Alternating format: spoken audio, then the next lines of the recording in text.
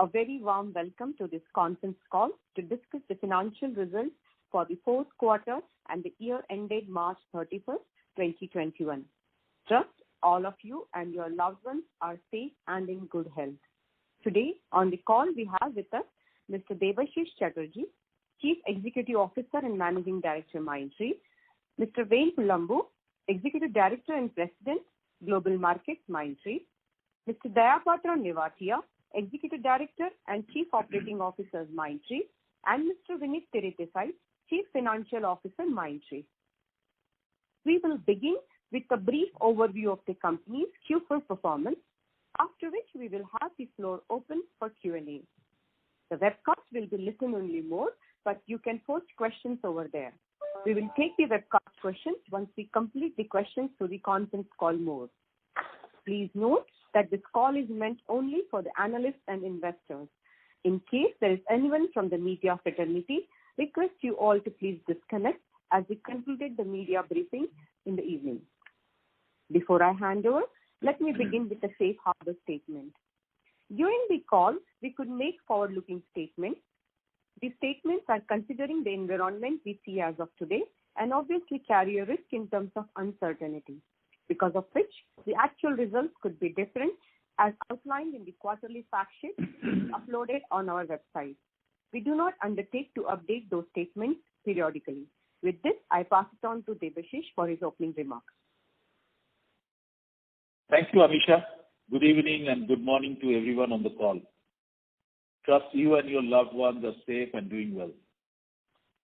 As we close FY21, we are fully aware that the year presented unprecedented challenges that none of us could have ever anticipated. However, all of us have risen to the occasion and demonstrated extreme resilience and adaptability. I am very proud of how we at Mindtree have overcome every challenge to be there for our clients and Mindtree minds when they needed us the most. As the market environment continues to be dynamic with promising news of the COVID-19 vaccination drive on one side and the risk of resurgence of infection on the other, we are monitoring the situation carefully. The Q4 results of $288.2 billion in revenue and 21.9% EBITDA margin confirms the strength and resilience of our business model and the relevance of our market offerings. We had defined a clear path for profitable growth, and we continue to execute the 4x4x4 vision, focusing on building deeper strategic relationships with our clients, seamless secure delivery, robust partner ecosystem, strategic investments in capabilities, and constantly future-ready talent.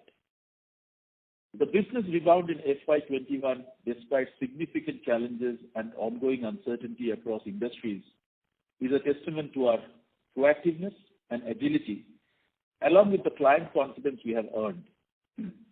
During the year, we were able to construct and win many first-of-a-kind engagements for Mindtree, both from publicity and from tenure perspectives. Our investments in building the strength of our frontline sales team, along with the solutioning and delivery teams, have helped us immensely in our ability to deliver transformational projects at scale. With this, let me provide some more details from Q4 and full year perspectives. Continuing our sequential growth momentum, in Q4 we delivered US dollars revenue growth of 5.2%, making it our second consecutive quarter of 5% plus growth.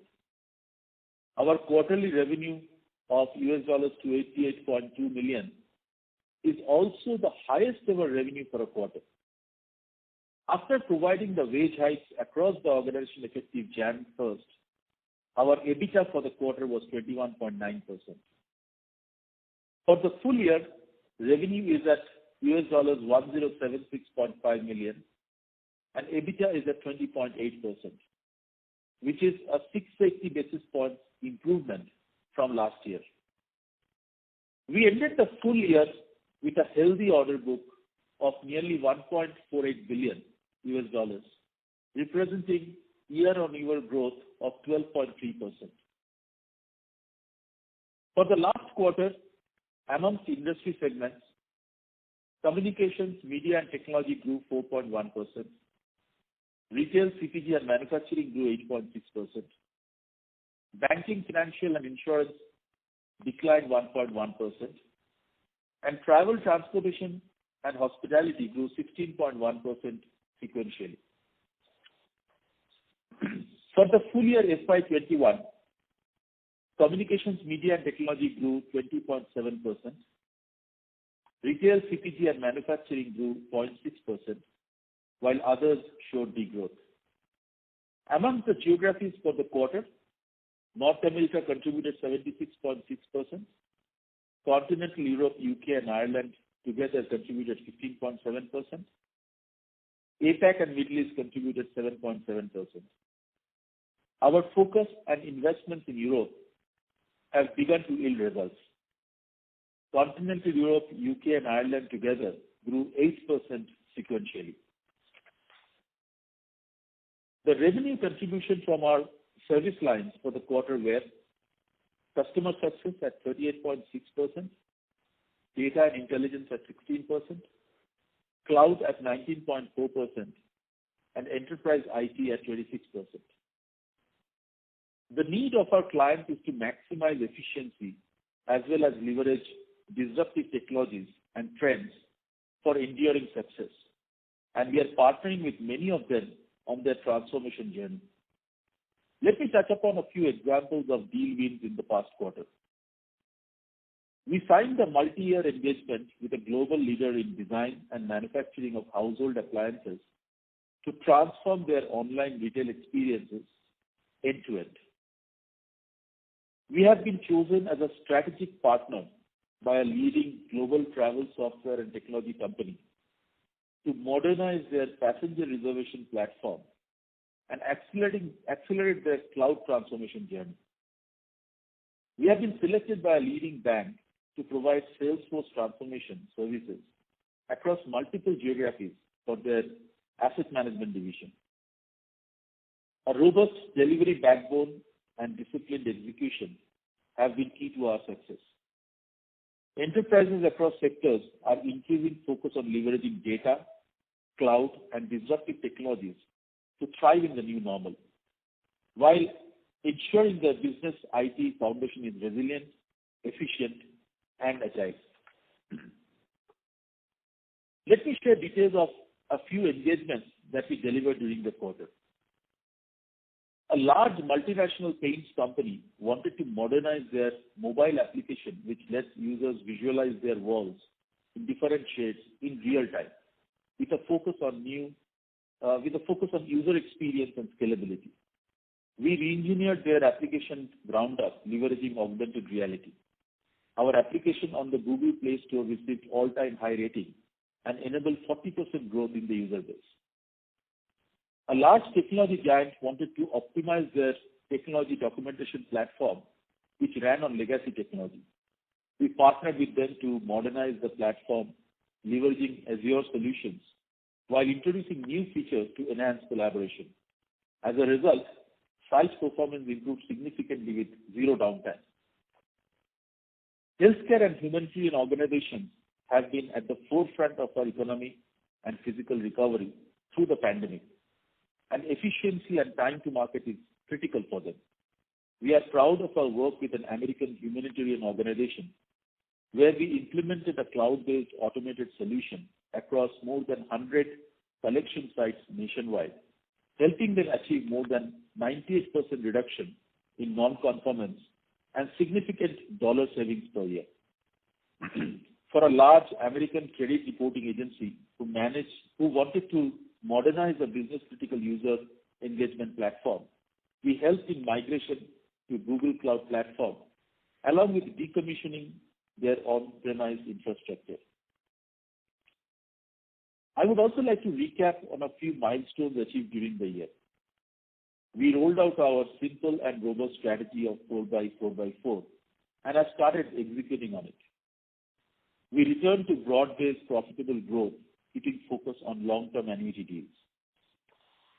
We built a strong and experienced leadership team across the organization. We successfully set up and scaled our strategic partnerships with key hyperscalers and industry leaders such as Microsoft Azure, Databricks, ServiceNow, and Google Cloud Platform, and many more. We simplified and streamlined our operational processes and delivery, enabling us to deliver continued margin improvement.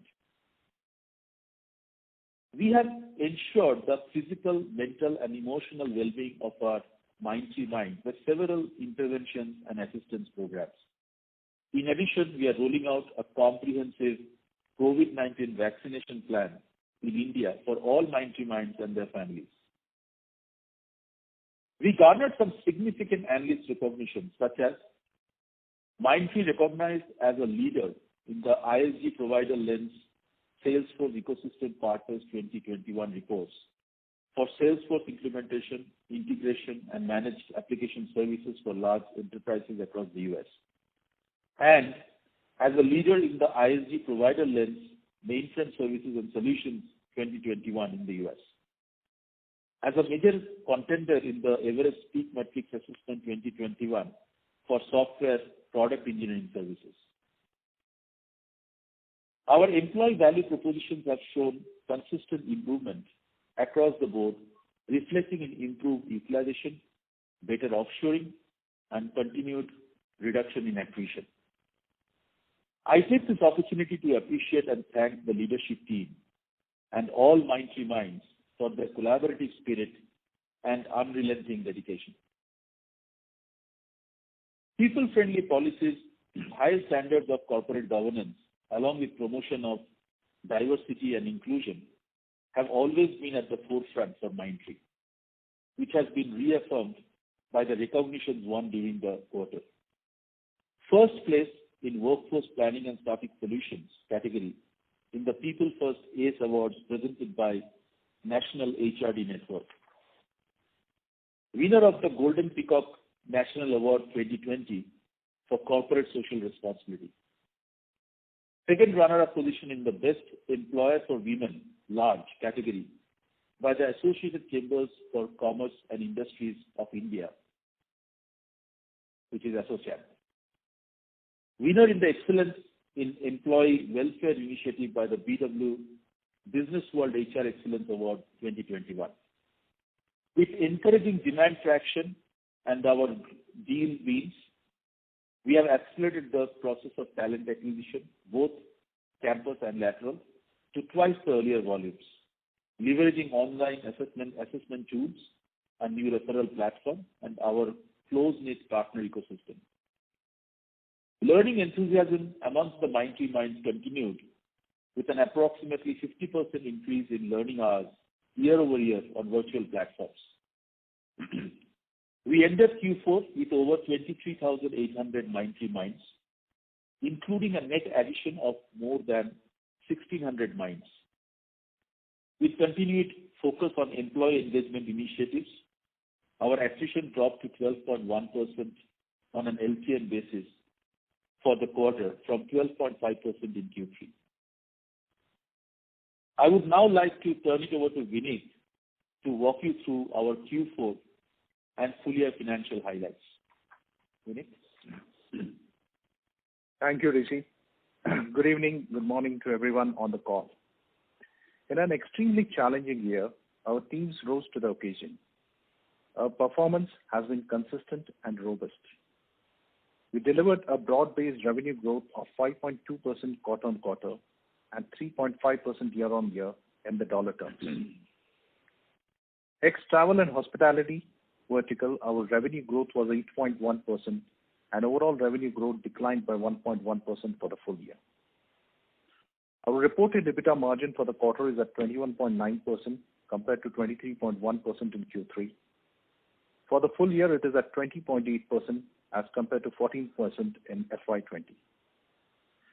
The drop of 120 basis points in EBITDA margin versus the prior quarter was primarily driven due to an impact of 240 basis points from our planned wage hike, FX headwinds of 50 bps, and a tailwind of 170 bps from the revenue growth and operational efficiency. The effective tax rate for the quarter is 24.3% as compared to 26.6% in Q3, and for the full year, it is at 25.9%. Net forex gain for the quarter is $2.3 million. Profit after tax margins for the quarter is at 15% as compared to 16.1% in Q3. PAT in absolute terms is $43.3 million, resulting in an earnings per share of 19 rupees 20 paise for the quarter as compared to 19 rupees 80 paise in Q3. For the full year, profit after tax margin is 13.9%, an increase of 580 bps compared to FY20, and EPS for the full year is at 67.4, an increase of 76% compared to FY20. Our continued efforts in collections during the quarter led to the reduction of DSO by 1 day. For the quarter, the DSO stands at 60 days. EBITDA to operating cash flow is at 76.8% for the quarter and 120.5% for the full year. Free cash flow to EBITDA is at 68.5% for the quarter and 116.4% for the full year.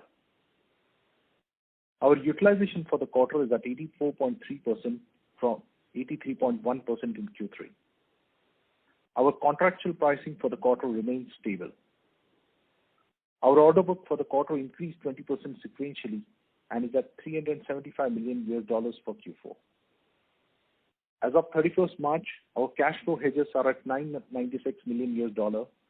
Hedges on balance sheet are at $132 million and options at $18 million. The AAA rating upgrade from India Ratings last month reaffirms our commitment to delivering stakeholder value based on strong operational principles.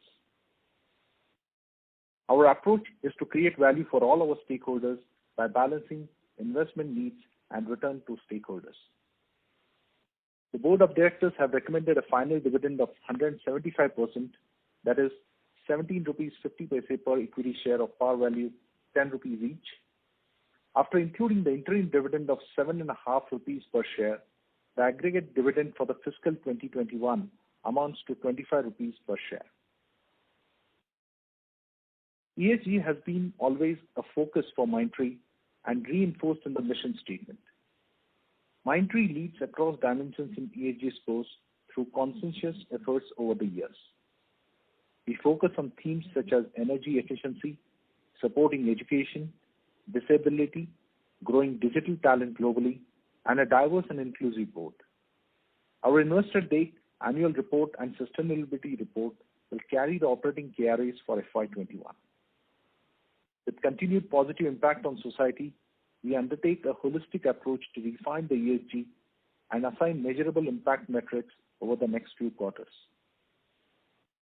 As a part of strategy refresh and focus areas, we will be reporting industry vertical, healthcare, and realignment of few clients across industry verticals starting from Q1 of FY22. I now hand over to DC to cover on demand and outlook. Thank you, Vinit. With our sustained growth momentum, we are confident about the opportunities ahead and the outlook for FY22. Clients appreciate the value that we create and recognize our ability to deliver transformational engagements. Our pipeline continues to be robust with a good mix of annuity deals. We continue to cross-sell and upsell within and across our client base, growing our order book 20% sequentially to $375 million. Being mindful of the uncertainty introduced by the pandemic, we are geared up to respond to the increased opportunities and business traction. It is our endeavor to deliver double-digit growth in FY22 while sustaining EBITDA at 20% plus levels.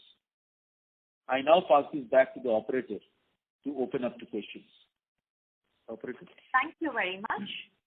Ladies and gentlemen, we will now begin the question answer session.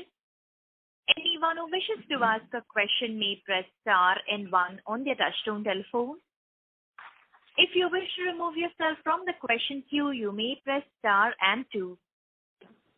Participants are requested to use handset while asking a question. Ladies and gentlemen, we will wait for a moment while the question queue assembles.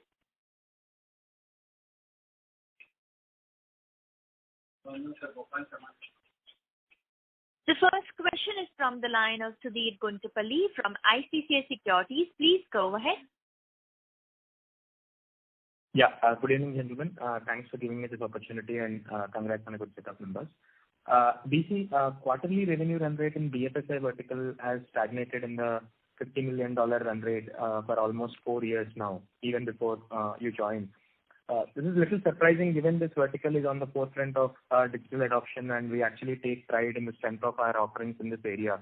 So any structural problem that you had identified, be it in the go-to-market strategy, so on and so forth, which might be driving this revenue stagnancy, and any steps you are taking to kind of address this issue? Well, I think it's not.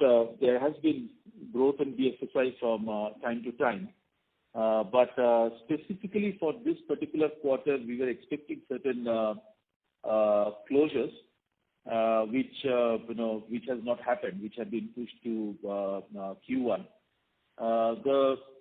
And apart from that, the Q4 weakness was a bit cyclical as well. As the budgets are getting firmed up, we do anticipate good momentum across our clients, and especially in the areas of cloud and data security and DevOps. We are also seeing good traction in mid-tier banks. We are very hopeful that BFSI will be coming back in the coming quarters, especially given the fact that we are some of the deals that we are very close to closing, they will start ramping up as we go along. I don't think there is any structural deficiency per se, but it all depends on the portfolio of clients that you have been having, and as we go along, I think our vision is to add more and more strategic clients. So as that happens, things will change. That's what we hope. Venu, do you want to add any additional color? No, DC. I think one thing is we are very focused is about getting the modest growth back in the subsequent quarters. But you're right, there are no structural issues. It's just getting the upper mix right. Sure. Thanks. And my second question is, in FY21, overall the order book increased 12% odd. And even when you were talking about at the analyst day earlier, you're confident that Mindtree will be delivering industry-leading growth. Given the low base in FY21 for many companies, definition of industry-leading can be as high as, let's say, high teens kind of revenue growth. So I'm just trying to understand the bridge between the 12% increase in order book and high teens sort of a revenue growth expectation. Is that driven by the deal pipeline you are looking at for the first and possibly second quarter? Venu, you want to take that? Yeah, I'll take that. So there are two aspects to that, Sudhir.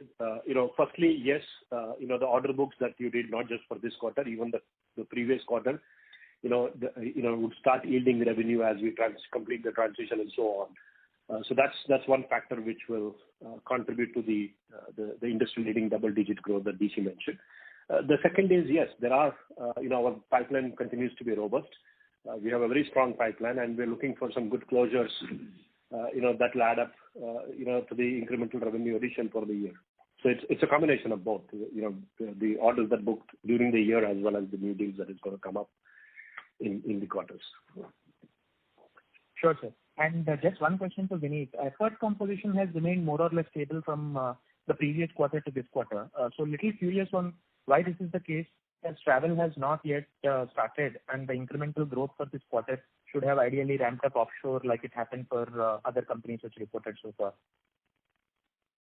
I'm sorry, Sudhir, can you repeat the question? I couldn't get you on the first part. Yeah. So the effort mix, if you see, it has remained more or less stable on a sequential basis. So since travel has not yet started, intuitively we would have expected the incremental growth for this quarter to largely ramp up offshore, like it happened for other companies. So just trying to understand why has it remained largely stable from previous quarter to this quarter? No, I think so. The mix of the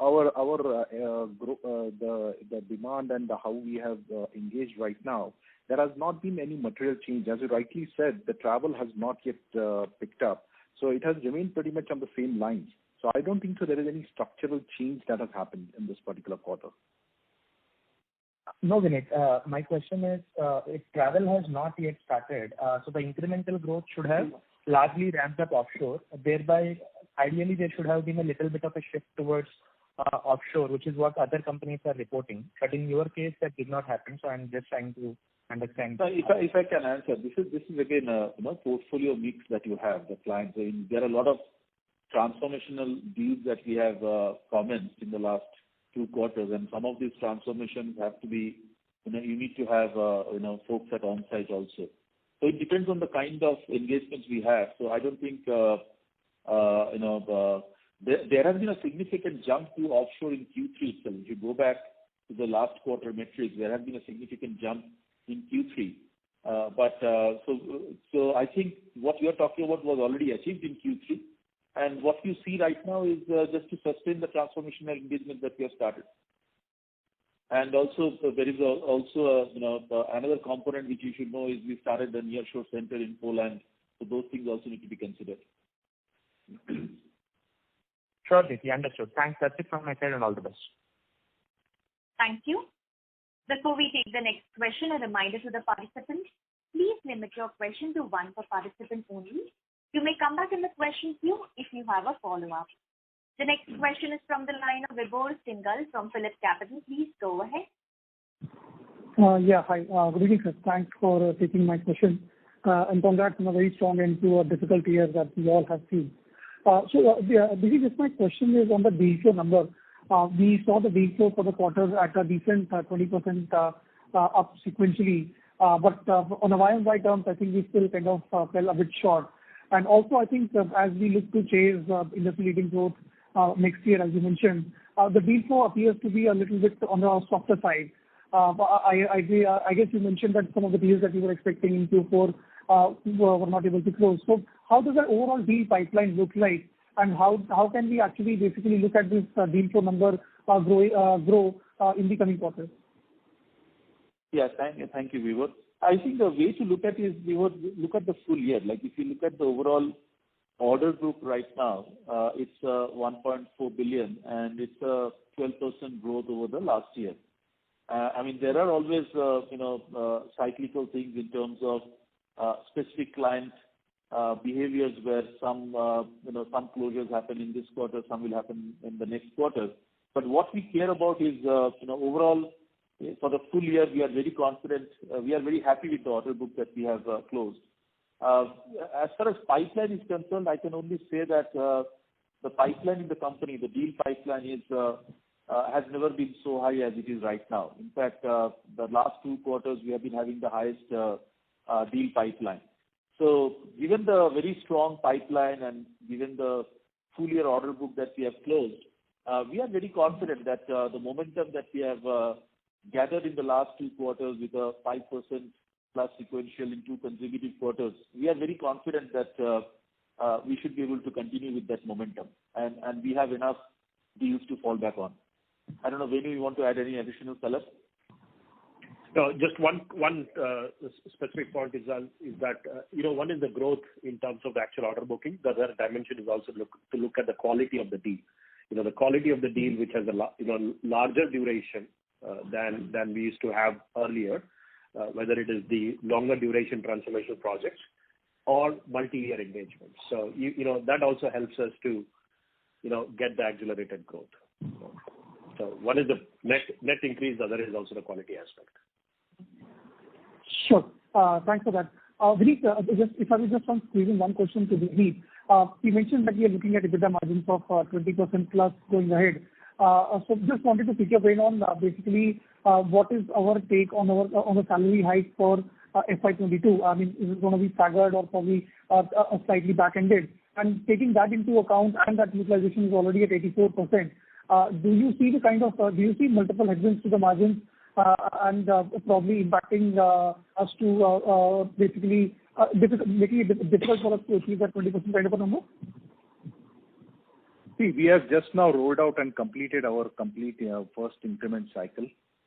We have planned and factored in certain amount of selective increment that we will be needing to do as a part and parcel of our FY22 story. That has been factored in when I say that we'll be able to sustain the 20% plus EBITDA margin. We have not yet made a decision in terms of when and how we'll be doing that increment, but there is definitely a certain amount of planning that is being already factored in. And take all that taken into account, margins will still be ahead of 20%, is what you may say. The EBITDA margin that EBITDA margin of 20% is something we are still confident of sustaining and managing. Sure. Thank you so much for taking my question, gentlemen, and wish you all the best. Thank you. The next question is from the line of Abhishek Shindadkar from Elara Capital. Please go ahead. Hi, thanks for the opportunity and congrats on solid execution.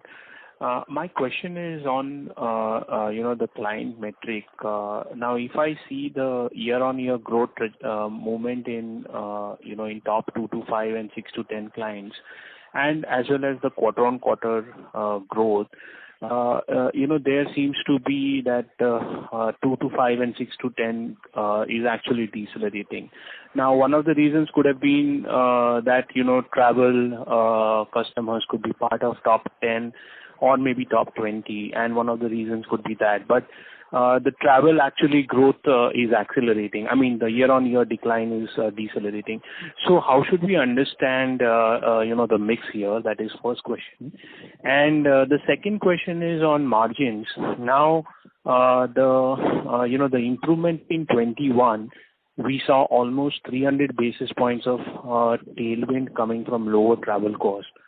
How much of that is sustainable or could come back in 22? If you can just answer that. Thank you for taking my question. Okay, so Abhishek, let me just talk about the client metrics. And obviously, the client metrics, given the fact that we had quite a few travel clients within our top 20, it does look a little skewed. So let's try to explain to you in a slightly different way. If I take my top client has grown 29% year over year. And if I take the 2 to 10, the next set of clients, there is a degrowth. But if I consider the travel and hospitality clients, if I take them out, then there is a growth of 28% within the top 2 to 10, if I just leave aside 2 travel clients. Same way, if I just look at, take the top client and then take the 2 to 20, the next set of clients, there is a degrowth for the year over year. But again, if I just take out 3 travel clients, we have a growth of 18% year over year. So the client metric, essentially what I'm trying to say is that the travel growth is come back in some areas. There are green shoots, but the base has shrunk significantly from where it used to be pre-COVID. So that will take, our expectation is that at least a couple of more quarters to kind of say that we are back on the growth. It may take a little longer as well because it's not within our controls. But what we can assure you is that if I look at the remaining part of the portfolio, our vision of looking at the strategic clients, selling into the cross-selling and upselling into the strategic clients and growing those portfolios, that strategy is working out extremely well. So that's what I would say in terms of client metrics, how you should look at. I think overall, the entire decline of travel, we have been able to manage through growth in the other accounts very well. And, that's a testimony of 2 quarters of 5+% of sequential growth, 2 consecutive quarters. In terms of margin, yes, you are right. I mean, the travel has kind of reduced, and but there has been also a significant program that we launched almost 18 months back in terms of how do you look at your overall margin improvement. So I would say that even when travel comes back, I'm not sure whether it will come back fully the way it was earlier. And there are enough checks and balances and controls we have put in through a very rigorous process where we will be, tracking. We will always look at improving the margin as we go along. I don't know, Dayapatra, do you want to add any color on the margin? Sure, DC. So basically, like you rightly said, travel level even in the new normal. And a few quarters back, the operational efficiency program that we started with has been delivering good results for us, and that's what is reflected in the margin growth for us. And we are very confident of continuing the focus on operational efficiency, plus the growth that we are expecting next year. Both put together will ensure that we continue with 20% margin trajectory. That's helpful. And just one follow-up, if I may. Sir, you've guided in your press release for a double-digit growth. Now, with the exit rate that we have and the booking number that we are talking of, and the fact that, large companies are providing a number to the guidance, what is that is preventing you from putting a number for next year? Are you seeing any risk or there is some unknowns that you want to kind of bake into the numbers? Thank you for taking my question. No, I think, we normally don't provide numbers, but at least we are telling you we are very confident of doing a double-digit growth. We are pretty bullish about that at this point of time. Thank you for taking my question, sir, and best wishes for 22. Thank you. Thank you, Abhishek. Thank you. The next question is from the line of Manik Taneja from JM Financial. Please go ahead. Hi, am I audible? Yes, you are. Yes. Yeah. I thank you for the opportunity. Just wanted to pick your brains around a couple of industry trends. Number one thing is that are you seeing clients becoming much more comfortable with offshore delivery? And that's something that's obvious from the metrics. But are customers much more open to higher billing rates for offshore delivery with some overlap in US working time? That's question number one. The second thing is that we've been on this journey of client rationalization. Just wanted to understand where are we in that journey. Thank you. You're actually breaking up a little. Can you please repeat that? The second question or the question number one? If you got the first question. I got it. Yeah, I got it, DC. I think the first question, just for DC's benefit as well, I think it was, are we seeing any increase in the billing rate in offshore, right?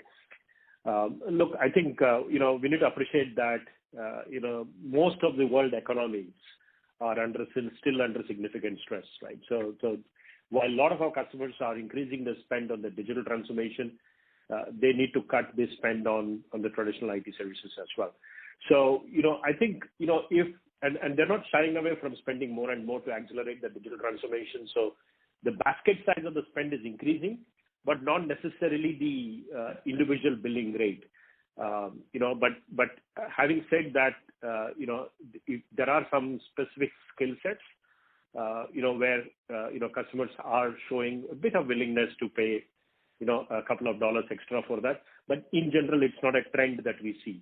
In general, the points on, giving a cost competitive solution, giving solution which accelerates their time to market, those are bigger agenda, especially the time to market is a bigger agenda, is what I see. So hence, there is no specific trend to conclude that there is going to be an increase in billing rate at the moment. It's going to be steady and stable though. Sure. Yeah, and just to add on to what Venu said, I think there are also quite a few engagements where we are able to look at more of outcome-based rather than just pure T&M kind of a scenario. So that also is something that we need to take into account. And I think your second question was in terms of tail account rationalization. I think this is something that we talked about long time back, that we want to focus on a few set of strategic clients and make sure that we can upsell and cross-sell into those clients and build deeper relationship with those clients. And that has been a strategy that we adopted, and keeping that strategy in mind, we have also come out with this 4x4x4, where we have this 4 service lines which we felt are very relevant for digital transformation at this point of time. So overall, the program is going on well. It did kind of slow down during the pandemic because we did not want clients to be inconvenienced during the pandemic. But our view is that we don't want to rationalize the long tail at the inconvenience of our client. We want to make it as smooth as possible. And the second thing is, as we rationalize the tail, we also don't want to have any impact from revenue from our perspective. So keeping all those things in mind, I think it's almost 25 to 30% of the original, of the tail, of the original number of clients, which is a tail, which we have already rationalized. So what you see right now, we are adding quite a few marquee logos, very strategic to our growth, but at the same time, we continue to rationalize. We just to get the numbers, I think we rationalize about 70 clients in terms of this year. So that process will continue as we go along. Does it answer your question, Manik? Yeah, thank you. Thank you, and all the best for the future. Thank you. Thank you. The next question is from the line of Mohit Jain from Anand Rathi. Please go ahead. Hi, sir. 2 questions. One is on the TCV duration, if you could give some number for FY21 versus FY20.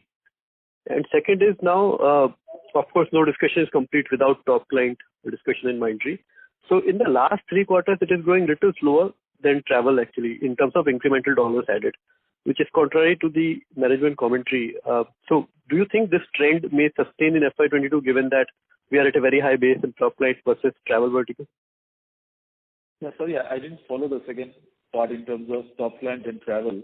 Can you just top client is adding in terms of absolute dollars incrementally added. Top client is now growing at par or slower than the travel vertical in the last 2 quarters.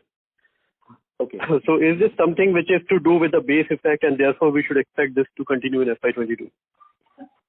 Okay, so I think what we need to understand is, let me answer the second question first before I go to the TCV question. See, if you look at the travel growth that we had in the last quarter, which is double-digit growth for the last 2 quarters, the base is significantly shrunk. So I think there are green shoots and we have a good team. We have not lost any of the clients during the pandemic. So as and when the clients are coming back, we should be also able to do it. But I don't think that has got any specific relation to the top client. But the way I want you to look at this is that our vision is to grow the top client, and we have grown the top client by 29%. But if you look at the overall client concentration of the top client with the overall revenues, last year Q4 it was at 23%. But if you look at this year, sorry, not last year, I'm talking about the previous year, it was around 23%. It jumped up to 30% because of we lost the travel portfolio because of the pandemic, but we closed at around 28%. So we want to grow the top clients. We want to grow the next set of 40 clients. But our belief is the strategy that we have laid out is the top clients should continue to grow, but the overall revenue from our concentration perspective should gradually come down as we go along. Does that give you a flavor, Mohit? Yes, sir. Thank you. And on the TCV tenure? Yes, the TCV tenure is, we normally don't talk about it, but I can only tell you that when we talk about TCV, there are deals that we close which are multi-year deals. And when we talk about multi-year deals, there are quite a few deals that we have closed which are 5 years. Some of them 3 years, many of them 5 years deals, transformation deals. So mostly are 3 to 5 years deals. Okay, and last for Vinit sir, there is something known as transaction price allocated to remaining performance obligation. So how should we read that number, sir? I mean, does it signify anything related to the longer tenure business that you currently have? Yes, for Vinit.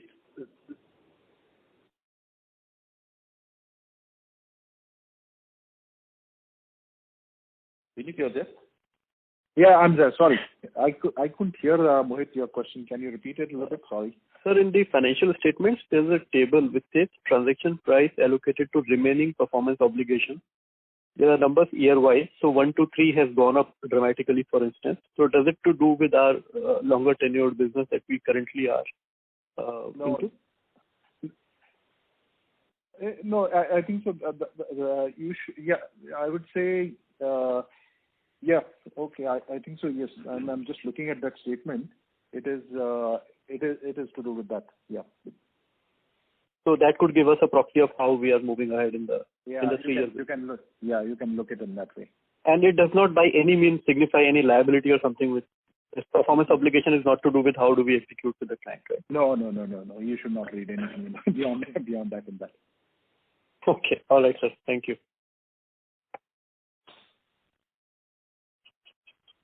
Thank you. The next question is from the line of Rishi Jhunjhunwala from IIFL. Please go ahead. Yeah, thanks for the opportunity. A couple of questions there. Firstly, on the vertical performance, right? So two verticals. One is the BFSI, where if you really look at it, even travel got hit in 1Q, but has started recovering sequentially.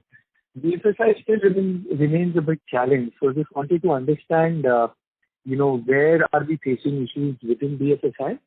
And on travel side, if we really look at, say, on a year-on-year performance perspective, especially from profitability side, our margins have gone up by almost 500 basis points on the corporate side, but travel has gone up from 12 percentage point to almost 22 percentage point. And this is despite the fact that travel is down 30-40% year-on-year. So just wanted to understand whether are there any one-off reversal of pricing discounts or anything which has led to this significant surge, and as a result, EBITDA margin in travel will normalize in FY22? DC, can I take that question? Please take it. Yeah. So, as you know that in the last year when the pandemic did start, there were a few discounts that were being offered to few customers in the travel segment. Those have now all vanished away. And that's the reason why you're seeing the travel the margins reflecting higher for the travel vertical. Okay, but are these sustainable? So I'm sorry to interrupt, but are these sustainable or these are like reversals which have happened and so margins will normalize a bit lower? No. That's what I'm saying. Last year the margins were impacted because you gave some discounts. Now those discounts are not there. And we do not anticipate these discounts to return back in the near future. Okay, so we do think that these margins are sustainable and maybe even better as the growth kicks in at some point of time for the travel vertical. Okay. Yeah, and Rishi, on the BFSI, we answered that some time back, but still in your benefit, we were anticipating a couple of deals which did not get closed, which got delayed. And we are expecting closure in this quarter. And as the budgets are getting firmed up with our BFSI clients, we see good momentum across the clients within areas of cloud, data security, as well as DevOps. And we are also seeing some good traction in the mid-tier banks. So we are expecting that BFSI also will revive in the coming quarters. Fair enough. Just one last, if I can squeeze in. If you really look at your breakdown from a delivery perspective, fixed price revenues have gone from 58% in 4Q last year to almost like 72% now for this quarter. So it seems like even large part of the renewals are also getting converted from timing material to fixed price. So just wanted to understand, how are these negotiations eventually transpiring from a margin perspective, and are these one of the key drivers for the expansion that we've seen over the past 4 quarters? Absolutely spot on. I think it is our endeavor to look at how we can convert more and more multi-year annuity deals. And as we do that, I don't think we will ever do anything to make it margin dilutive. That's not the intention over here. But I think our strategy of looking at more and more annuity deals which can give you a multi-year continuity is working out well, and that's what we are focused on. Thank you so much. All the best. Thank you, Rishi. Thank you. The next question is from the line of Dipesh Mehta from Emkay Global. Please go ahead. Yeah. Thanks for the opportunity. Couple of questions. First about, I think you have covered BFSI in detail, but if you can provide growth outlook across other verticals, particularly TTH. TTH has shown some traction, and I think you earlier alluded about some green shoots. How you expect travel and hospitality to play out in FY22? Second question is for Vinit. Now, if I look, we have given salary hike and we added 1,600 odd employees this quarter. And if I look your employee benefit expenses, it grew only 4% quarter on quarter.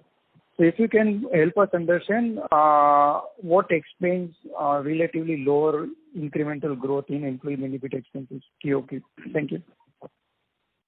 Thank you, Dipesh. On the TTH, our view is that when this pandemic struck, this is one vertical which was the most impacted. We almost lost half of the revenues within 2 weeks of time. But the good news is we did not lose any clients. We have tremendous stickiness with the clients. We have been working with them for many years, and we also have built a solid domain expertise in travel and hospitality. So given all these factors, we always knew that as there is an opportunity for TTH to come back, and if you look at some of the transformations that's happening right now, like for example, contactless. Contactless is something that is happening big way in TTH, whether it's a hotel, whether it's an airline. And some of those initiatives, some of those transformations, we are participating in those. So I would say these are the early green shoots of recovery within TTH, some discretionary work which is going on. And I don't think it has really come, we cannot say it has come back full steam. But if you ask me about how much time it will take to recover, I don't think we have seen good recovery in the last 2 quarters in terms of green shoot, but we are at least a couple of more quarters away to see the levels that we want to see in terms of full growth.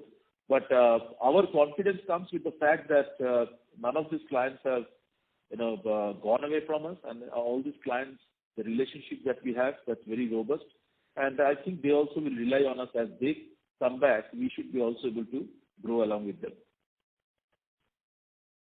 Yeah, Dipesh, and on your question on the salary hike and the overall cost increase, see, one of the aspect also is to look at the overall growth that has happened. Our growth has been pretty robust. Our utilization continues to remain at a high levels. I mentioned this in one of the past calls that we are stepping up now on hiring. So eventually, this sort of utilization will not be sustained. The utilization will come down in the future quarters. We do intend to maintain a certain portion of bench, which is healthy to cater to our growth in future. And also, there has been in the current quarter, there has been a little bit of a immediate demand that was being catered through subcontractors. And to that extent, there is a slight increase in the subcontractor cost in this quarter. But eventually, I would say it will all even out. Yes, the talent cost is one of the constraints we have, but we will continue. We do have sufficient amount of levers available in our system to manage the headwind that is coming on our way. No, Vinit, my question was a bit different. Let's say if I look your salary hike and 1,600 odd employee addition, your employee benefit expense would have grown faster.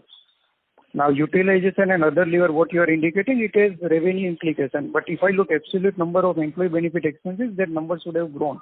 Reflect these two things, right? Hike and addition. Yeah, and we continue to balance. We have to also look at. We continue to balance our pyramid also. We look at people who are also getting added at a fresher level, and that also helps us in terms of managing our cost.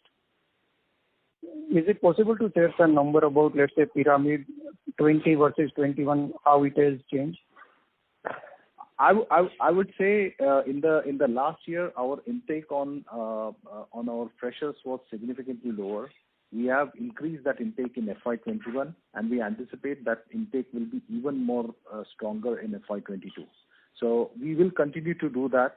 We'll continue to manage this pyramid, and we'll try to manage our cost within the defined parameters to ensure that our margins, that what we have claimed for, are sustainable.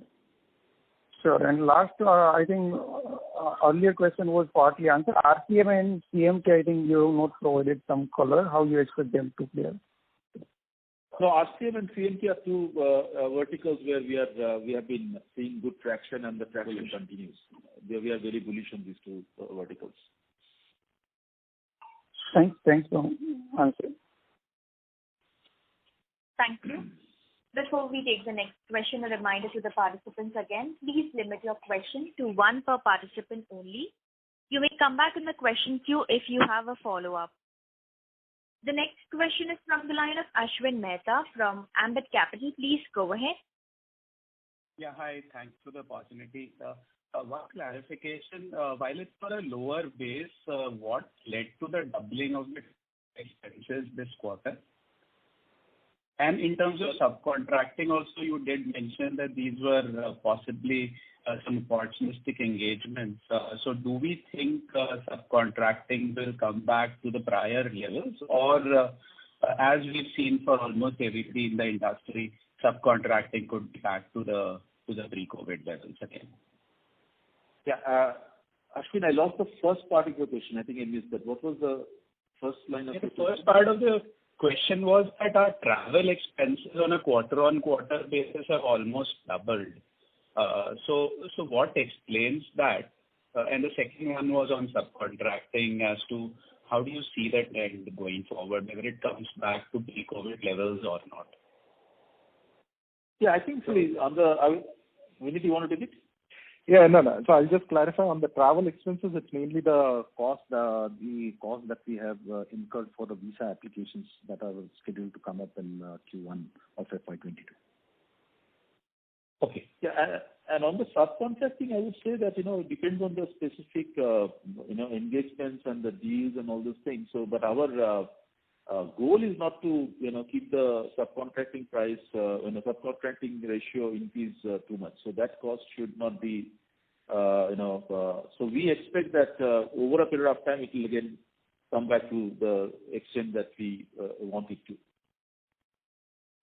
Okay. And just a clarification in terms of wage hikes for FY22, is the understanding correct that you are looking at more selective interventions and not a full-scale wage hike in FY22?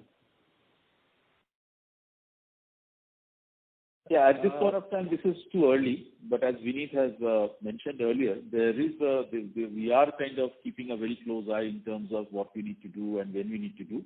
But it's in the works. It's very difficult to comment details at this point of time.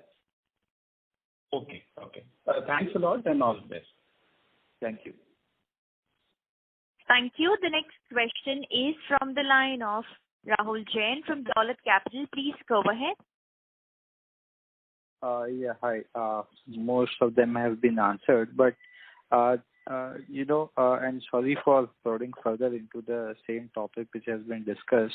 So this 12% growth in the TCV, is it also from a correlation of the kind of growth we are expecting, is it also benefited from the weak growth in FY21, which would have boosted our overall order backlog because the order book was strong in the beginning of FY21 also. So is that a reason that can further give it fillip from a growth confidence? Vinit, you want to take it? Or Venu, go ahead. Yeah. If I understood correctly, you're essentially saying that the 12%, if I understood your question correctly, the 12% increase on the order book, is that giving us the growth confidence for the FY22? Is that the question? Yeah, and I'm saying let's assume if we are looking for high, strong double-digit growth, apart from this 12% growth in TCV that we start with this year, we also have some advantage probably coming from the last year order book, given that our revenues were soft in FY21, but we again had a strong order book at the beginning of that year, which probably must be sitting in the order backlog itself. Oh, yes. Look, as I mentioned in the earlier question as well, it's a combination of both. The orders that you book for this current year, there is a revenue that flows into the next year as well, which is FY22. So that part is pretty much there. especially those multi-year engagements where you need to do transition, the steady state revenue starts kicking in after 3 or 4 months. So that aspect is there. And the second, the aspect which will contribute to the FY22 growth is the orders that we will book for the in quarter itself as we over the next 2 quarters that we will book. So it's a combination of both because of which we are confident about the double-digit growth for FY22. Right. And just to understand our margin profile or at the expected margin profile a little better in FY22, can you just tell us the top 3 headwind and tailwinds? Because despite a very high growth that we anticipate, we are expecting EBITDA margin to sort of stay flat. And of course, we have a lot of saving that has come from the SG&A, which will obviously come back to some degree. So any top 3 headwind, tailwind you want to quantify? No, I think it's less of a headwind, and I would say we have mentioned this in the past that, we will continue to do our operational efficiency program. But most importantly, now we have reached a stage whereby we want to reinvest a lot of that portion back into business to support the future growth. So I would say that the 20% margin, what we are confident of, is a reflection of that. And you will continue to see. It does not mean on quarter you will see that margins dipping down to necessarily 20%. In some quarters, we may continue to deliver higher margins. The headwinds are in form of people cost, and people and talent remains to be one of the headwinds. But at this point of time, we are confident that we have sufficient amount of machinery that is being geared up to tackle this headwind and deliver the growth that we are contemplating. Sorry, DC, I probably. No, I think the only thing I would say is, some of the costs that went up during the pandemic will come back. So there's no doubt about it. But as Vineet rightly said, we have the machinery in place now, and this is a program that we have been running for almost 6 quarters or more, which gives us the confidence that we have a good hold in terms of operational metrics. And as Vineet rightly said, our focus right now is how do you reinvest in the business so that we can also continue the growth momentum. Okay. So basically, you don't see the percentage of sales basis much major movements coming into it, or on an annualized basis, we are on a normalized cost both for the employee as well as SG&A basis, and there would be only very minor swing to that numbers because we are already working on these things for some time now.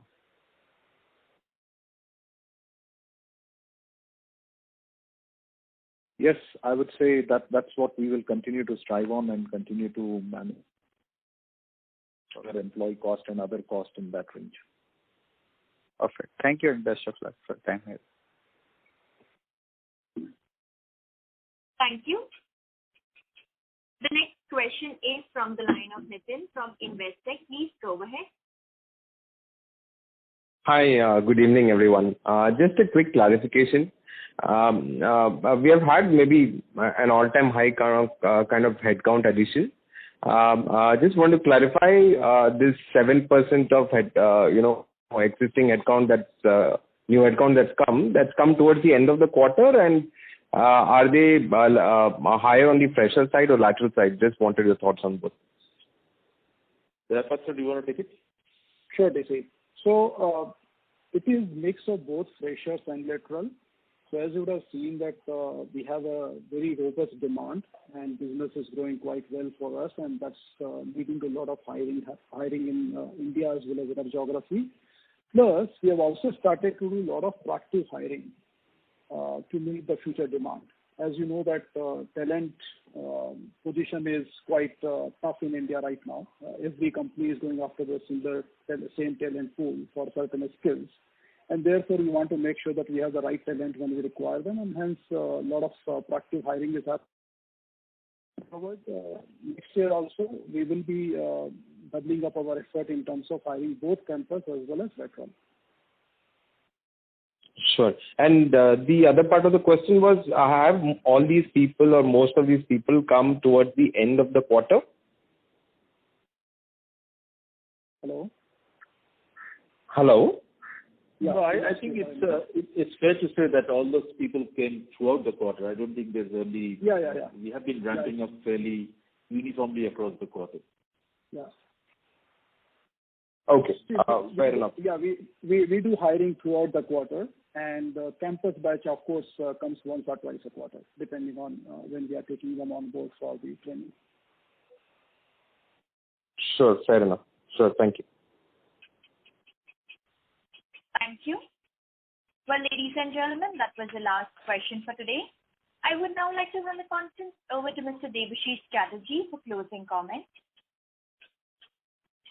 Yeah. So as we focus on the execution of our 4x4x4 strategy, we will strengthen our position by targeted investments, both organic and inorganic. And the investments will be in building domain strength in industry groups and specifically in healthcare, increasing our geographical presence, strengthening our alliances and partner ecosystem, having our unique culture and work ethos, envisioning and embracing the future of work. We will continue to invest in these critical competitive advantages as we work to lead the organization through the next phase of growth. As we enter FY22, we remain very excited about the momentum that we have, the positive impact we are making for our clients, and our future-ready talent base. We aspire to deliver double-digit growth in FY22, along with 20% plus EBITDA margins, and creating long-term value for our stakeholders. Thank you. Stay safe and be in good health. Okay, thank you everyone for joining the call today. And as always, we look forward to speak with you in the coming months. Stay safe. You may all disconnect the lines, please.